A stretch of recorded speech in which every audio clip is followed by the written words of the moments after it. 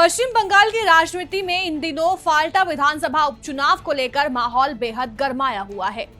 राज्य के नवनिर्वाचित मुख्यमंत्री शुवेंदु अधिकारी ने डायमंड हार्बर लोकसभा क्षेत्र के तहत आने वाली फाल्टा सीट पर चुनाव प्रचार के दौरान तृणमूल कांग्रेस और खास तौर पर अभिषेक बनर्जी पर तीखा हमला बोला है।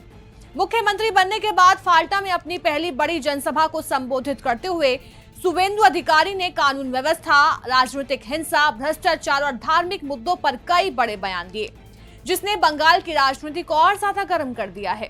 फाल्टा में भाजपा उम्मीदवार देबांशु पोंडा के समर्थन में आयोजित इस विशाल रैली में हजारों की संख्या में लोग पहुंचे थे। मंच से बोलते हुए सीएम ने टीएमसी उम्मीदवार जहांगीर खान पर सीधा निशाना साधा। उन्होंने कहा कि 2019 के चुनावों के बाद हुई हिंसा की घटनाओं पर राष्ट्रीय मानव अधिकार आयोग यानी एनएचआरसी ने जिन 19 कुख्यात अपराधियों की सूची जारी की थी, उसमें जहांगीर खान का नाम भी शामिल है। मुख्यमंत्री ने आरोप लगाया कि ऐसे लोगों को राजनीतिक संरक्षण देकर बंगाल में डर और हिंसा का माहौल बनाया गया।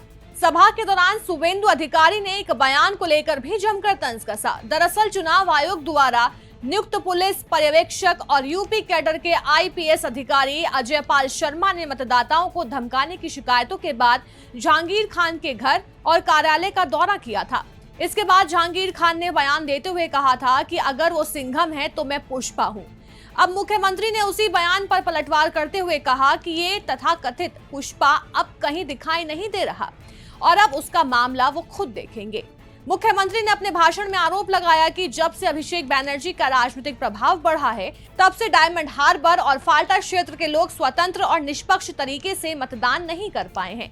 उन्होंने कहा कि पिछले कई सालों से यहाँ भय और दबाव की राजनीति चल रही है, लेकिन अब बंगाल बदल चुका है। उन्होंने जनता से अपील करते हुए कहा कि 21 मई 2026 को होने वाला मतदान लोकतंत्र को बचाने का चुनाव है और लोग भाजपा उम्मीदवार को भारी मतों से विजयी बनाएं। अब सवाल ये उठता है कि आखिर फाल्टा में दोबारा चुनाव कराने की नौबत क्यों आई। दरअसल चुनाव आयोग ने 29 अप्रैल को हुए मतदान को रद्द कर दिया था। आयोग के पास ईवीएम से कथित छेड़खानी, बूथ कैप्चरिंग, मतदाताओं को डराने धमकाने जैसे गंभीर शिकायतें पहुंची थी। इन आरोपों के बाद आयोग ने पुनर्मतदान का फैसला लिया, जिसके बाद ये सीट पूरे राज्य की राजनीति का केंद्र बन गई है। रैली के दौरान मुख्यमंत्री शुवेंदु अधिकारी ने भ्रष्टाचार के मुद्दे पर भी बड़ा हमला बोला। उन्होंने दावा किया कि उनके पास लिप्स एंड बाउंड्स नाम की कंपनी से जुड़ी संपत्तियों की पूरी जानकारी आ चुकी है।